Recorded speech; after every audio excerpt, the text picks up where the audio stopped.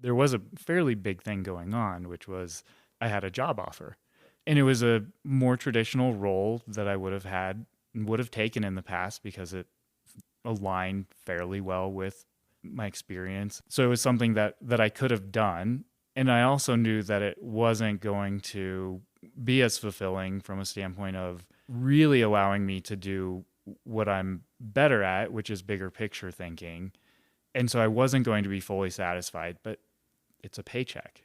And it felt like the only responsible thing to do would be take that job. This is Andrew Petty is Dying, where we tap into the power of our mortality to become the people we were made to be and live the lives we were made to live. I'm your host, Andrew Petty, and I'm dying. I hate to say it, but so are you. Few things instruct and inspire us as well as another person's story. If a picture is worth 1,000 words, then one person's story might be worth 1,000,000. So I was thrilled when my guest on this episode, Scott Larson, agreed to share an excerpt from his story for our benefit. Scott and I recently concluded a 6-month coaching partnership.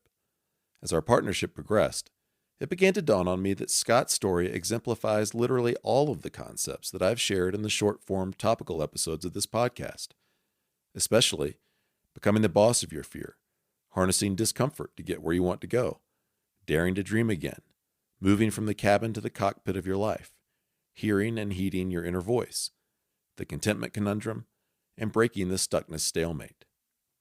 And it also dawned on me that in addition to hearing me talk about those concepts and how they've worked in my life, it might be good to hear how they've played out in someone else's life, and in Scott's case, over a really short period of time with transformational effect, which is less of a testament to my effectiveness as a coach and more of a testament to the power of the concepts themselves when applied with the kind of honest self-examination and courage that Scott has consistently employed.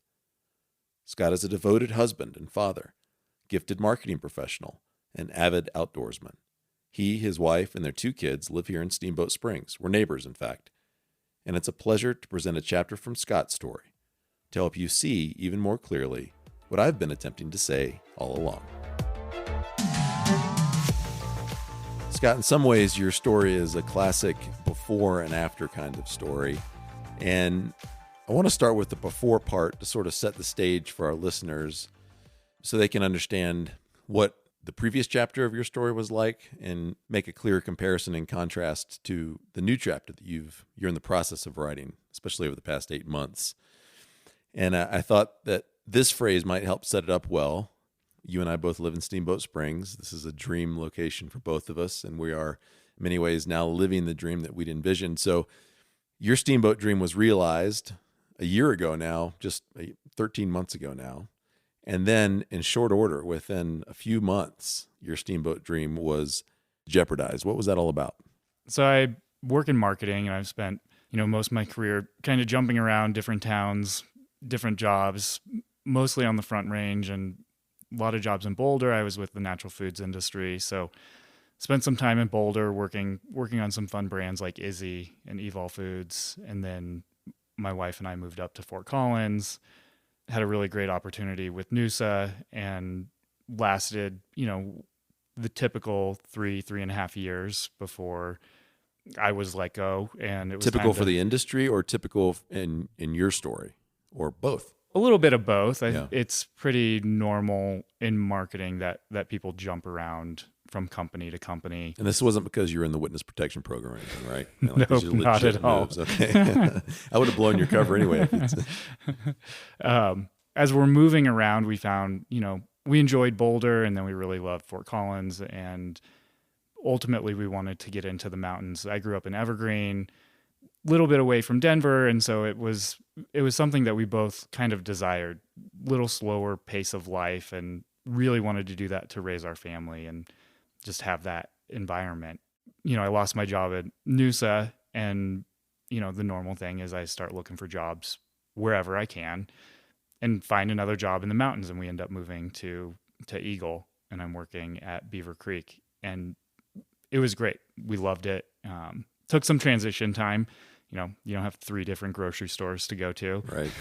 but the job was good, and we made that transition, and had a second child while we were in Eagle, and just really enjoying the lifestyle and being there. And I kept just coming up against a wall with career growth at Vail. And so I was feeling like I was successful and, going above and beyond what was expected of me and adding a lot of value to the organization and enjoying it a lot, but it just wasn't going anywhere. And it became pretty clear that if I wanted to continue with my career, I was going to have to move to Broomfield, which wasn't really in the cards.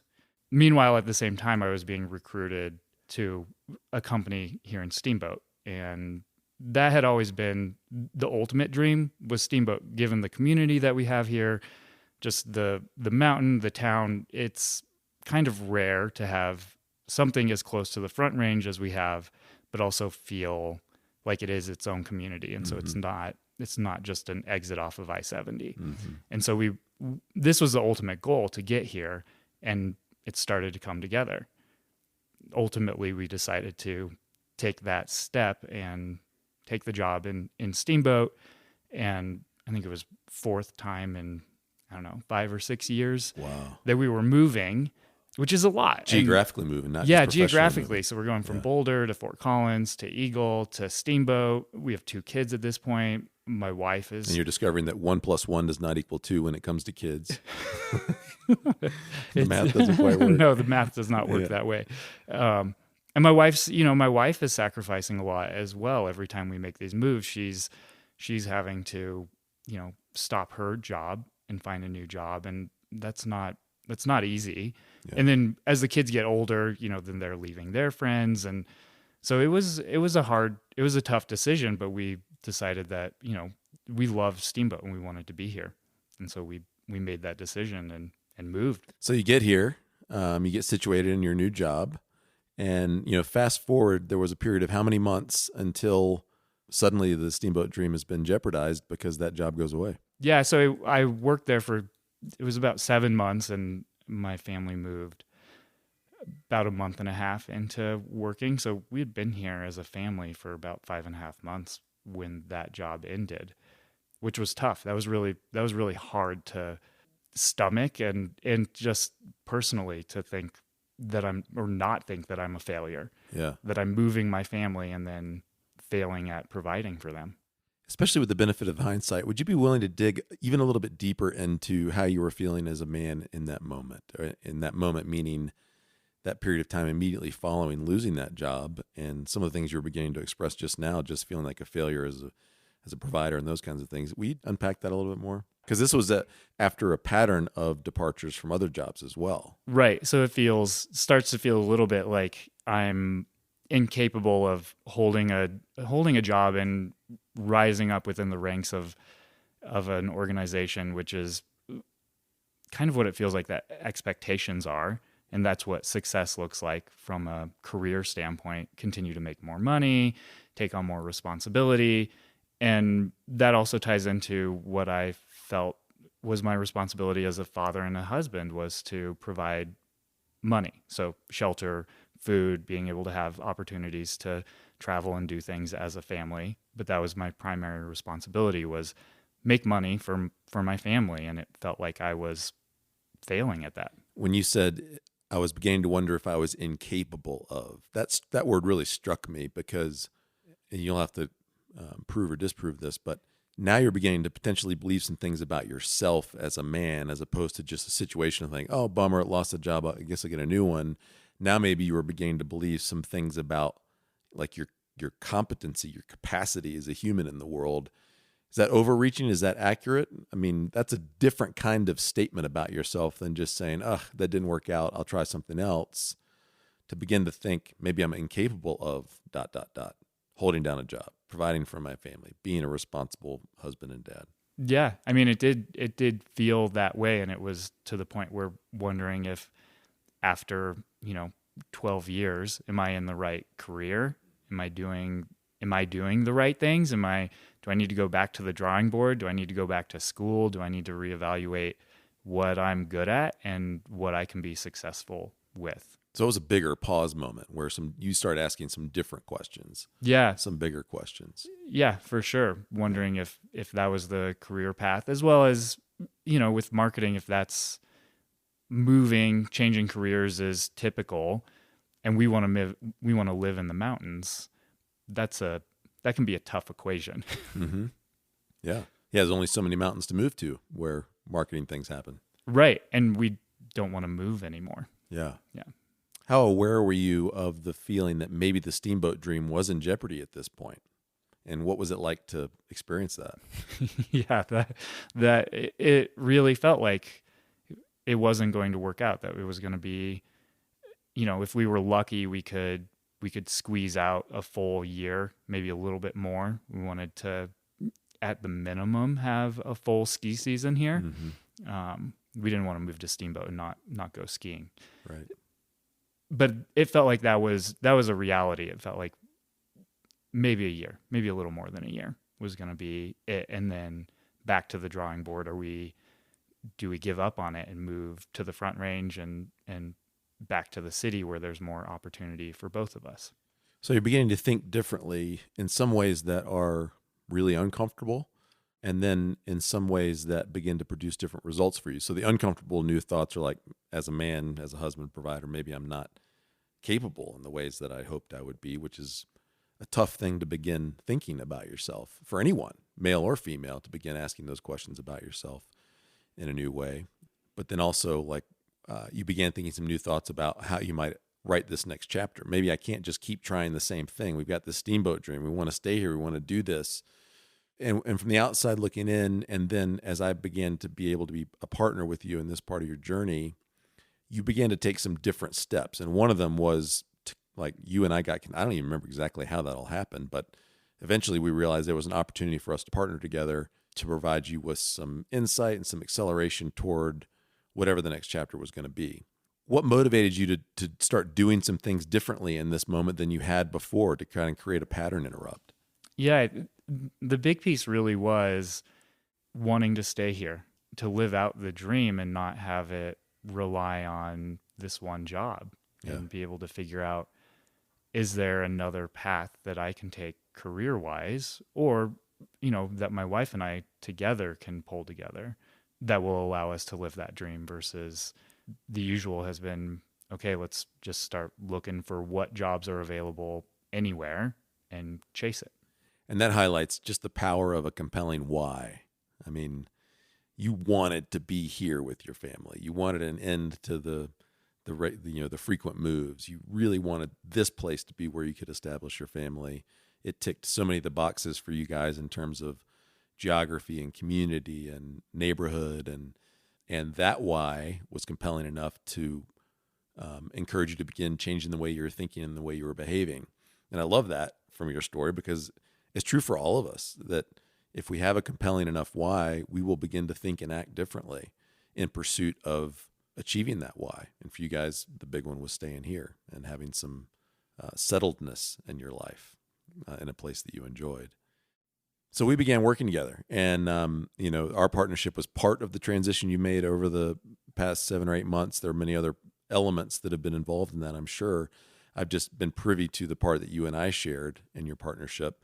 And, the 3-part formula that I kind of use for human change is insight plus action equals transformation. Because, and I've said it on other episodes, we need to think differently and see differently to see that there's an opportunity to act differently. But just thinking and seeing differently isn't enough. As exhilarating and as energizing as it can be to think and see something differently, to think about ourselves or see ourselves differently, if we don't then do something with that, then it's just sort of an energizing thought, and no more. But when we apply action to that insight, then that insight can produce transformation in our lives. And as a partner in this part of your story, I've certainly seen that be the case for you, because you've been willing to pursue new insight, and then you've been willing to act on that insight, and it's yielding a new chapter for you guys, because guess what? You're still living here. The steamboat dream was jeopardized, but the steamboat dream is still being realized for you guys because of the work that you've done, chasing that compelling why of wanting to be here. Will you walk us through the key insights and actions as you think back on the past 7 or 8 months that have created this transformation for you? Yeah. We did some of the standard, Myers-Briggs, trying to think of the other one, the mental. Natural assault and battery, Yeah. natural ability battery. Yeah, that one was painful. But those came out with a lot of insights that, I don't know, almost put a vocabulary to the things that I already felt like I already knew, but it helped to solidify it and synthesize it for me so that it was something that I could speak to and relate to a little bit more readily. Brought it more to the forefront of my thinking as well. Will you be really specific? What were one or two of the key things you came away with from those instruments that helped you? Really understanding my personality and the type of environment that I thrive in, as well as the type of projects and work that I like to do, and really owning that and being okay with that and saying that does align with what I have been doing. Even though I was at times questioning, is that the right path for me? Looking at that and saying, no, who I am at my core really aligns with that. And there was another element as well of, you gave me an exercise for values, of figuring out what my core values are, and then looking at how am I living those values today, and understanding through some of those assessments as well as conversations with you just how important my values aligning with how I'm acting, that's key for me for having fulfillment, which is something that I want. I don't want to just make money. I want to also feel like I'm making a difference and that the work I'm doing is aligned with who I am as a person. And realizing and understanding that opened up my eyes a little bit more to what are some of the possibilities and options out there that will bring me that satisfaction. And as it turns out, what you learned about your personality style, using the Myers-Briggs framework, there are many others to use, but that's the one we used, is that desire to make a difference actually is part and parcel of the 4-letter personality profile that you found fits you best in Myers-Briggs. And in your case, certainly in my case, in the cases of other people I work with, I find when they go, oh, it's not just that I like those things, that's kind of how I'm made. So you and I began to talk about this idea of an owner's manual, and as you came upon new insights, you would decide, is this one that goes in my owner's manual? Does this help me more fundamentally understand the kind of human that I am, so that then I can operate myself in the world more enjoyably and more productively? And some of those insights you just mentioned about wanting to have meaningful work, you'd always known that about yourself and knew that it motivated you, but now you were able to connect that awareness that you liked it with the fact that it was an innate quality, not just something you'd gathered along the way for some reason. And so if you were then to begin constructing a life that departed or moved away from the ability to have meaningful work or to have access to the bigger picture, which I think is another thing that you really have enjoyed, then you wouldn't enjoy it as much. It would be lower fulfillment, and you're pursuing higher fulfillment. Keep going. What else was significant to you? I would say also shifting my perspective on what success looked like was another fundamental thing that we worked on together and that you helped me to see. Because I did, early assessment was what keeps you up at night. And it was that I'm a failure as a father and a husband. Man, that's tough. Gosh, I feel that. Just to begin thinking that and feeling that about yourself is tough. And really looking at that through the lens of making money, as that is the barometer. That's what says if I'm being successful or not. And shifting that to going to the grocery store to pick up groceries for the family while my wife is working, that's being a successful husband. And spending time with my kids, being with them, that's being a successful father. And that it's not just dependent on how much money I'm bringing in. Yeah. And that really shifted how I looked at things and how I thought about things, and also the level of fulfillment I got out of those activities, that it was something I wanted to do versus something I should or needed to be doing. Right. And by the way, I want to put a few little bits of scaffolding in place for us to hang some of this conversation on. The assessments you talked about, Myers-Briggs and Natural Ability Battery, is sort of understanding the nature side versus nurture. So what are Scott Larson's default settings, and through Myers-Briggs and natural ability battery, you became more familiar with some of your default settings. And it confirmed in many ways things you already knew about yourself, but in quantitative ways, in data-driven ways that you kind of go, okay, this is kind of part of who I am as a human. And the second part you're talking about with values and redefining success, that has much to do now with nurture and also who you are now as a man and what's important to you, values and those kinds of things.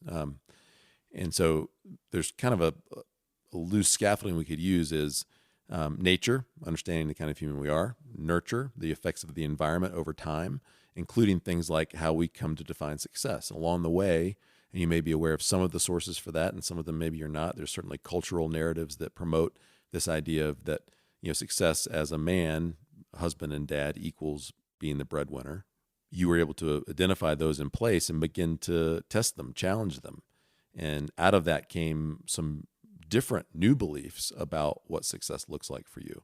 That's sort of the reevaluating the nurture pieces that some of us can so easily just assume, and they're operating in our conscious or in our subconscious in ways we're not aware of, but often not getting the results that we want. And that's what had happened to you middle of last year is suddenly, boom, you were not getting the results that you wanted. And the way that you found a new way forward was to begin to question sort of your operating system and to rewrite some of that code. And by the way, this, I don't think, you can tell me differently. It was never me trying to insert code. It was me encouraging you to evaluate the code that was in place. And what you come up with are some fresh definitions that match more of who Scott Larson really is about what success looks like as a father, as a provider, as a husband, all those kinds of things that you certainly seem much more comfortable and at peace with. Yeah. It was stepping back and evaluating why do I feel like that's what success looks like? And is that really how I truly define success? And are those the things that really matter for me? And in hindsight, it's kind of silly and seems easy that, if success was making the most money and climbing the corporate ladder, we wouldn't be moving to the mountains in the first place. Right. And so it's always been there, but they'd been kind of tangled together and I hadn't been able to pull it apart and say, no, this is how I act. This is what brings me satisfaction and joy. And this is what I think success is. And this is what fulfillment is for me versus what, lots of other influences can make you feel like is what success is. There was a moment, because we would often have our conversations walking along the trail by the river here, where I asked you what your inner voice was whispering to you. And you're sort of like, inner voice, what's that about? We kind of talked about what that means. And it had gotten to a point in our coaching partnership where you were beginning to consider, okay, if I'm not going to live and pursue success the way that I had before, well, then what? What do I do? If I'm not going to jump back into the corporate fish pond, so to speak, in the way that I had been, because it wasn't working. There was a pattern of your repeated moves and other things that were working against your family's ultimate dreams and things. Some of those chosen and some of those not. So the question then became, okay, if I'm going to start considering being willing to not do it that way any longer, then what am I going to do? And I think that was where we were in the conversation. I just said, what's your inner voice telling you? We talked about like what that meant. And I said, so tune in, what's it telling you? And in that moment, in the course of just 3 or 4 minutes, you were able to identify what your inner voice was telling you. Would you share that and what it took to tune into that inner voice more clearly than you had before? Yeah, and a little more perspective. There was a fairly big thing going on, which was I had a job offer. Right. That's right. And it was a more traditional role that I would have taken in the past because it aligned fairly well with my experience. And so it was something that I could have done. And I also knew that it wasn't going to be as fulfilling from a standpoint of really allowing me to do what I'm better at, which is bigger picture thinking. And so I wasn't going to be fully satisfied, but it's a paycheck. And it felt like the only responsible thing to do would be to take that job. Yeah. But I knew, we talked about it, the inner voice. There was something saying, if you do this, it's going to be the same thing that has been happening your career. You'll be there, you won't be fully satisfied, and it's not going to last for very long. The alternative being, don't take the job, and which I felt like was betting on myself that either I could find something else or I could create something else. And I was toying with the idea of, okay, I have 12 plus years of marketing experience. I'm pretty good at what I do. Can I find a way to bring my expertise to smaller businesses and those that could benefit from my perspective? Which would have gotten you all that in a bag of chips if you chose to pursue that, because if you were successful in pursuing that, then so many of the ways in which you're designed as a human get fulfilled that weren't fulfilled in previous larger contexts. Being able to have your hand on the rudder of the ship of that organization, the big picture, the vision, where it was headed, better able to directly influence what and how the company was doing what it was doing, right? Yeah, exactly. What did it take to actually be willing to tune into your inner voice? And this is important because so many people are not aware of the existence of their inner voice, or they're successfully ignoring it. Now, successfully ignoring it doesn't mean that it's going well, because in my opinion, when we're ignoring the whispering of our inner voice within us, it causes problems for us. Maybe not immediately catastrophic ones, but over the long term, I think it causes residual long-term challenges. Because my theory is that within each of us is a voice whispering to us the truth of our existence, what we were made for. Where exactly that comes from, I don't know. I have my theories and my worldview and everything that can ascribe origin to it. I don't think it's super important that we understand precisely where it's coming from or what it is, but that we are willing to acknowledge its existence and risk tuning into it and acting on what we hear. And that's precisely what you did. You were willing to tune in. You did hear a message from it. And then you did decide to do what? Yeah. I mean, I could probably write a book about ignoring the inner voice and then having... Please do, I'll read it. And then having regrets about it.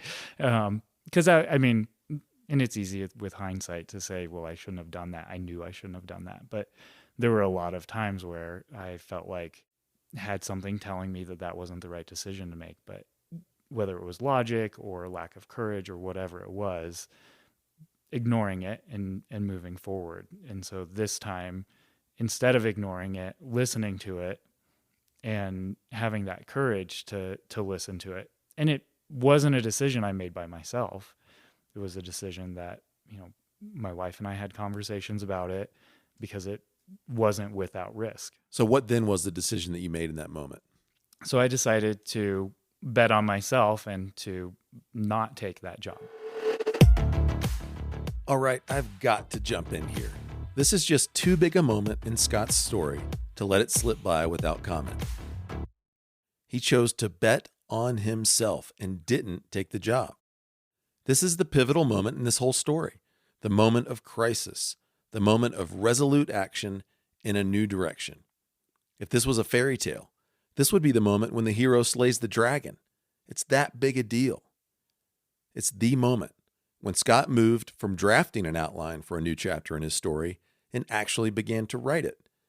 This is the moment when Scott went from considering taking a new path and actually began to walk down that new path. This is the moment when Scott placed one of the best bets that any of us can ever make by betting on himself. It's the moment when Scott quit cutting bait and actually started fishing.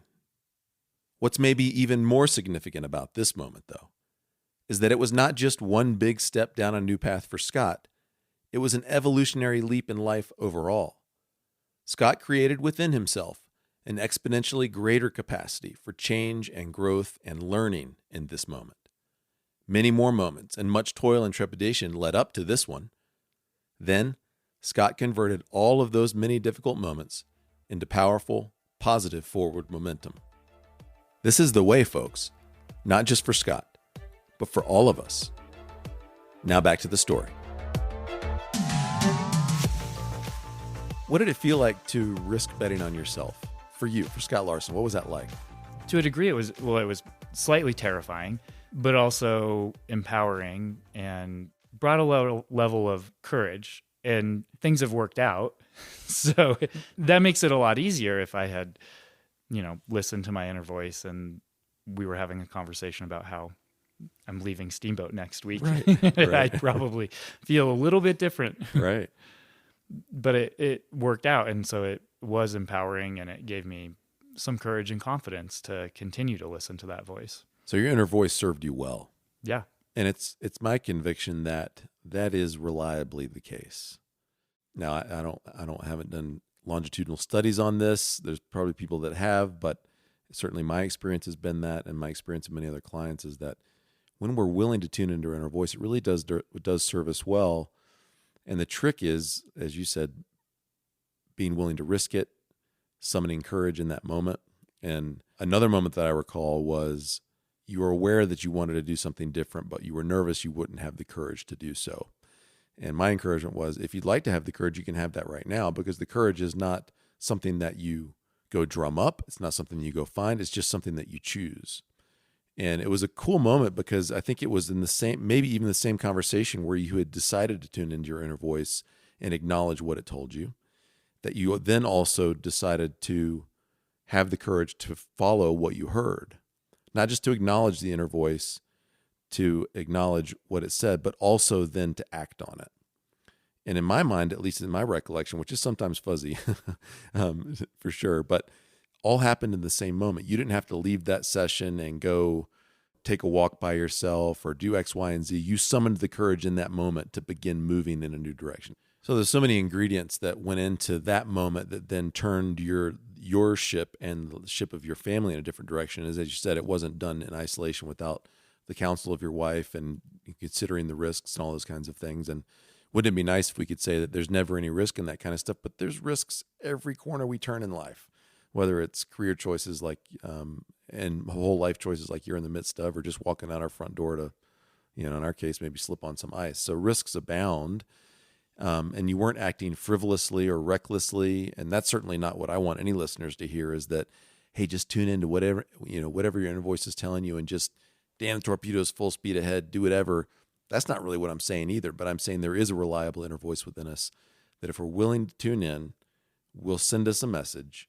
And if we're willing to have courage to begin responding to what it tells us and begin moving in that direction, that it's a reliable guide. And the secret sauce is just slowing down enough to hear it, tuning out some of the other voices that have crowded our hearts and minds for a long time, and then having heard it, summoning the courage in the moment to begin acting on what we hear.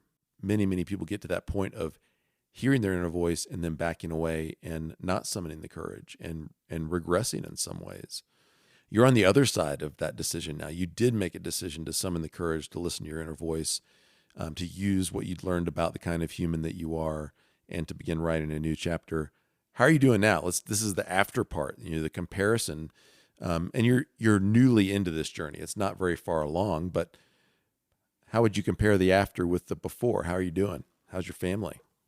We're good, and we've shifted how we operate, some of our dynamics and how we go about our day to day and our week to week, and operate more collaboratively, I'd say, versus historically it was more of a divide and conquer, which puts up silos and doesn't become a collaborative environment. And so we're more fluid and flexible with how we're operating, with schedules, with kids, how things are happening when, inevitably kids get sick or school's closed or whatever it may be, handling those things with more fluidity and grace than frustration.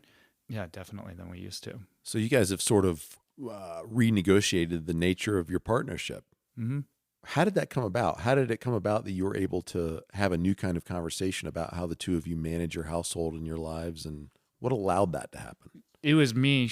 I would say it was me shifting my perspective, and a lot of pressure had been put on my wife historically because she worked as well, but she also took on the responsibilities of what are we going to eat for dinner and cooking dinner and a lot of those things, because I felt like I was fulfilling my duties as a husband and father by making money, and everything else was kind of an inconvenience. And so I think by me shifting that mindset and having an attitude of I'm here to help out with more than just making money, but elsewhere as well, around the house and groceries and, whatever it may be, and having a more positive attitude about that, of it not being a burden or a disruption to my real responsibility, I think has just changed the way that we operate together. And I don't know that we've had like an explicit conversation about it. I think it's a shift that's happened fairly naturally, just with me changing how I approach things on a day-to-day basis, that frees up my wife to have more headspace to be able to focus more on work when she's at work, and also not feel like there's going to be a pile of laundry literally afterwards. I love that point, and I see it so often in myself. I see it in my clients, where when they're willing to work diligently on themselves and evolve themselves, then their key relationships in life begin to evolve as well, because you're now relating to yourself and to them differently, typically more productively. I think it's really interesting that you didn't have a sit down and say, honey, I've had some mental shifts and I'm realizing some things X, Y, and Z, and how can we renegotiate the nature of our partnership, kind of the way I described it. It really was just you realizing I'm shifting the way I'm thinking, which allowed you to shift the way you relate to her, which, we've spoken offline, and there's some ways in which that has now launched her more successfully personally and professionally in life than she had been before, which might seem counterintuitive because you guys have been through a really challenging season of trying to figure some stuff out. Like, is the steamboat dream going to stick? Can we make it? Counterintuitively, she's excelling in some ways personally and professionally that she hadn't before in the midst of that hardship. And so one could argue that, and I certainly do on this podcast, that those hard moments, those stuck moments, produce some of the best fruit when we're willing to stick with them, move through them, move with them to the transformation on the other side. And that's what you've done. And it's a tremendous demonstration to me of leadership in your family. Not saying that the man needs to be the leader. We're not trying to make those kinds of distinctions because I don't think they're very useful. You've been a leader in your family in the way that you've invested in evolving yourself, and that evolution is now yielding fruit in your relationship with your wife and with your family. And that's why I am so committed to doing as much as I can to helping all of us become who we were made to be.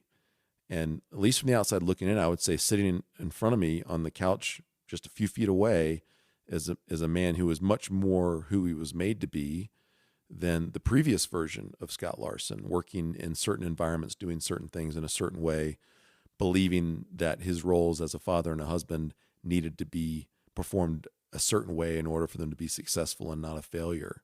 Is that accurate? I mean, are you more of the man you were made to be, as far as you can tell, than the previous version? I would say so if it's judged by how, I would say, happy and satisfied I am, stress level, things like that are real. And I wouldn't say it's not without those moments of, what am I doing right now? Yeah. Am I being successful? Am I moving in the right direction? It's not without those moments of pause. But when again I step back and I go, what do I really truly want out of this, out of life, out of this stage in my life and where I am? And am I feeling fulfillment and satisfaction and a bond with my family and getting to spend time with my family and kids? Yeah, absolutely. That's so cool. Those sound like pretty good metrics for evaluating whether or not you're more the man you were made to be than before, in my opinion. And why I think those are great metrics is because you're showing up more energized, more available in all of the environments that are important to you now than you were before. And when you think of how having a more energized, available dad impacts your kids and their ability to develop fully and to enjoy themselves and to know themselves and to eventually lead productive and enjoyable adult lives, it's difficult to argue that that's a bad thing, that you're showing up more energized and available to them. And the fact that your wife is being set up for even greater levels of success. And in my opinion, that's what a committed life partnership is there, at least in part, to do, is so that two people can help each other become the people they were really made to be. And it might not happen without the benefit of that lifelong committed partnership. And you guys are an example of that. It takes two to tango. And I think you're both supporting each other in new ways, at least what I'm able to see by virtue of what you share with me. You're supporting and enjoying each other in ways that you weren't before, largely, as you're saying, because you had some stuckness around what success looked like for a man and a husband and a father, and what a man did in the home, or even like who Scott Larson was. If Scott Larson was going to be a successful guy, it looked like X, Y, and Z. And you did the work to re-examine those things and set yourself free and evolve those things, and setting yourself up for a new chapter that's more enjoyable, at least. And I would bet way more productive in the ways that matter to you, that align better with your values. Yeah, absolutely. So I'm just going to highlight some of the things that stick out to me that all of us can practice and take away from Scott's story. One of them is self-permission. Some people don't struggle with this, and they've been set up well to give themselves permission through the nurture environment they're brought up in, and also by nature, personality style-wise. Some people feel very much self-permission as adults in life. Like, I get to do what I want, when I want, where I want, with whom I want, and don't struggle with that by nature. Others struggle with it more by nature and by nurture. I'm one who has, for many years, struggled much more with that. And so one of the great battles of my adult life has been achieving self-permission. Sovereignty would be another way of saying that. That as an adult, one of the great privileges, and also sometimes feels like a burden of adulthood, is that I get to do what I want, where I want, with whom I want, and how I want. I wrote in my journal one time a while back when I realized that I had not given myself permission. I just wrote the date. I don't need permission, period. That was it. Because it hit me that solid, like, whoa, what am I going around asking for permission for?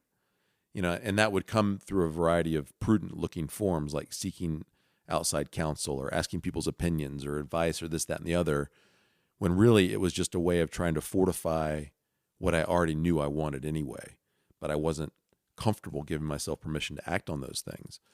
And when I crossed that threshold of, wait a second, I don't need permission, it opened up a whole new world of opportunities and a sense of options and capacity. So one of the things I see in your story is the same thing, a new willingness to give yourself permission to live life in this world as a human on planet Earth, as an adult, in the way that you'd like to. And most of us, again, that doesn't mean we're going to run amok and, just run feral and just blow the doors off the thing. Like, most of that means we're good-willed and good and well-intended, and we're going to lead productive lives especially when we give ourselves permission to live the life we've been made to live. So that's a big deal, this self-permission piece.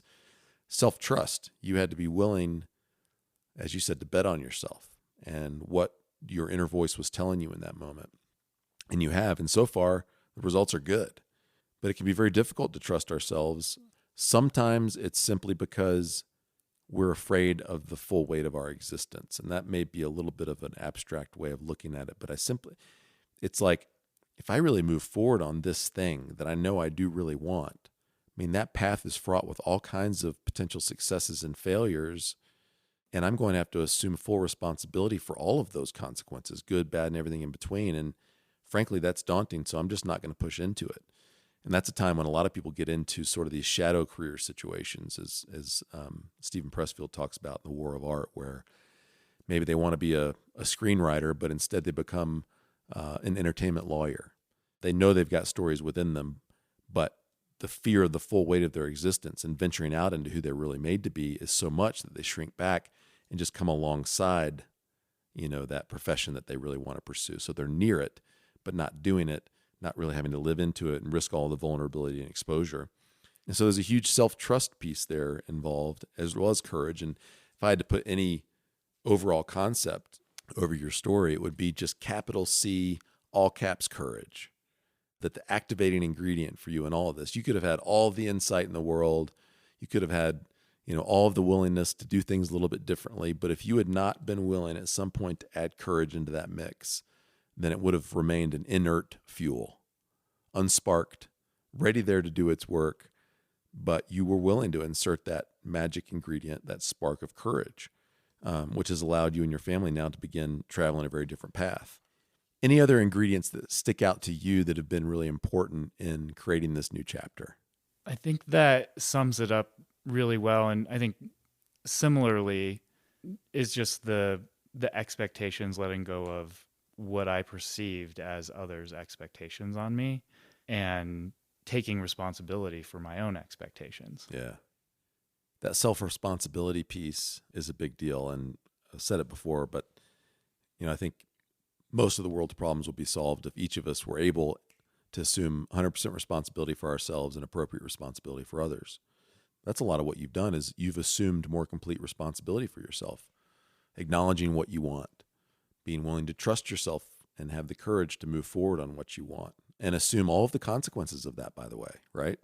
Because as you said before, it's not like now that you have some of these new awarenesses and you're taking action on these insights and creating some transformations that you don't sometimes wake up on a Monday and go, what is going on?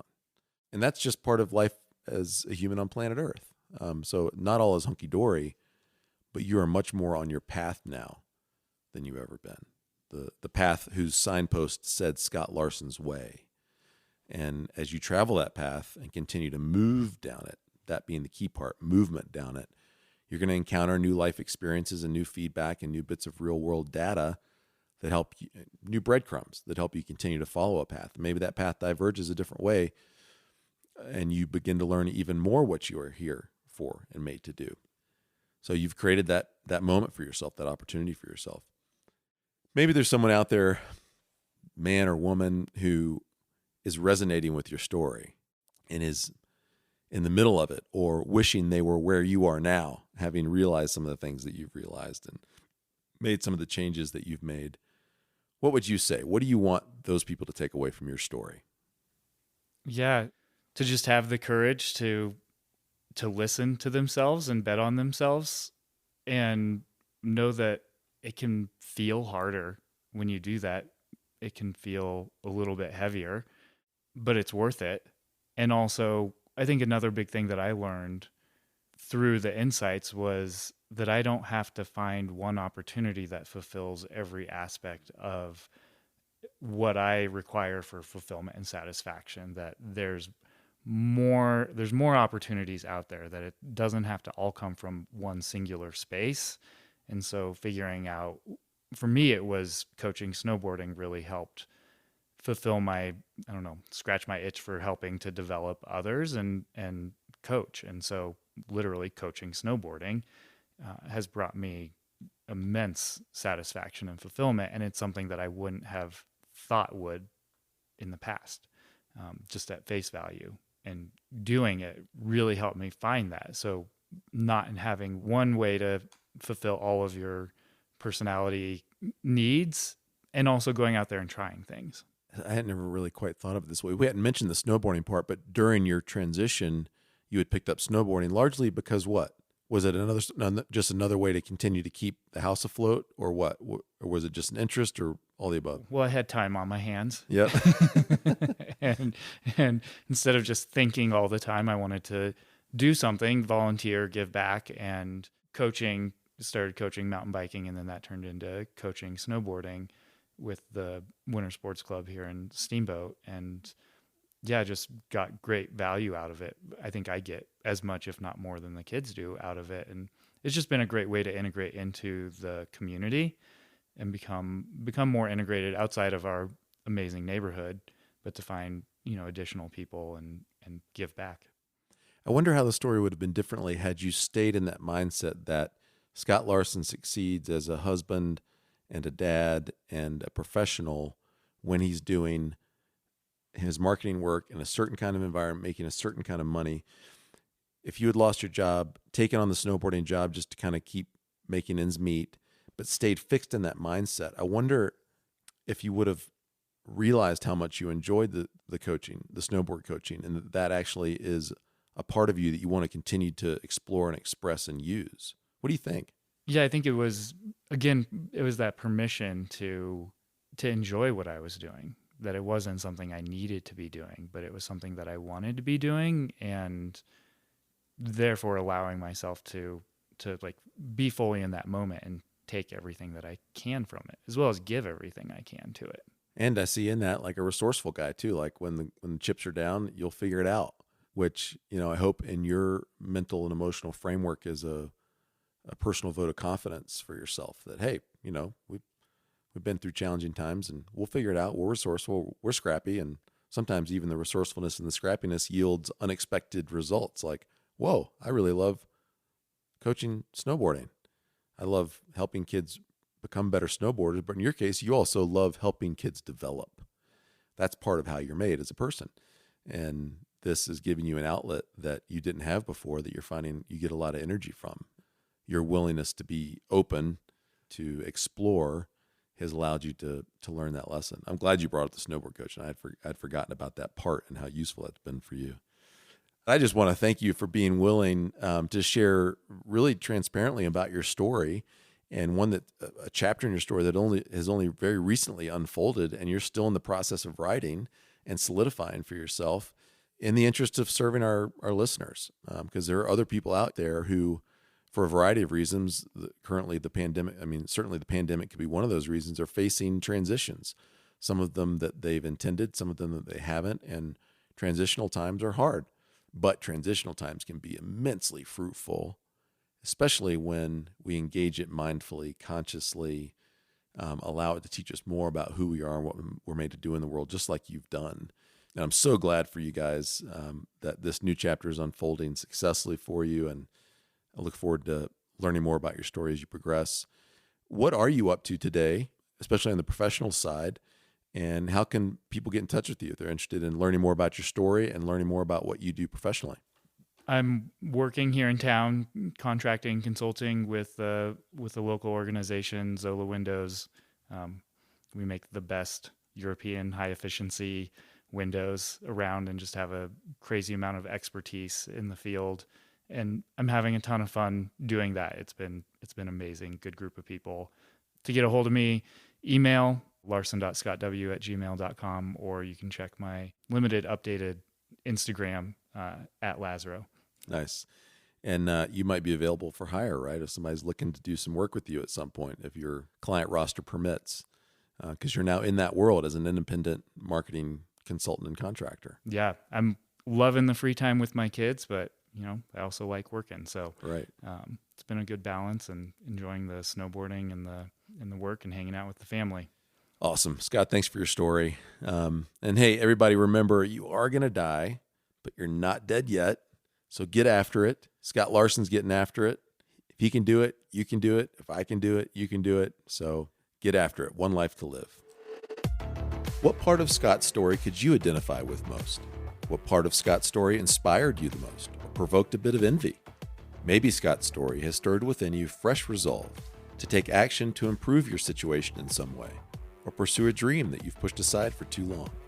As we mentioned in the interview, courage is the secret sauce. Courage is the catalyst that moves you from insight to action, so you can achieve transformation. And courage isn't out there waiting for you to find it. It's right here, right now, waiting for you to choose it. And if you need a little extra nudge, fill your sails with the pressure of your mortality. You really are going to die, and there's no way of knowing when that day will come. But if you're waiting for tomorrow to get moving, ladies and gents, it's time to get honest and acknowledge that the elusive tomorrow never comes. There is only today. Take one new step today and become even more of the person you are made to be, and live even more of the life you are made to live, with guts, gusto, and abandon. I hope today's episode has been helpful and enlightening. I'll include links in the show notes to the past episodes of this show that unpack the concepts that Scott and I discussed today. It'd be a pleasure to connect with you. Find me on Facebook, Instagram, and LinkedIn at Andrew Petty Coach. Visit my website, digdeepwinbig.com, or email me at andrew@digdeepwinbig.com. I'm so glad you tuned in today. Don't forget to subscribe, and I'll see you next time on Andrew Petty is Dying.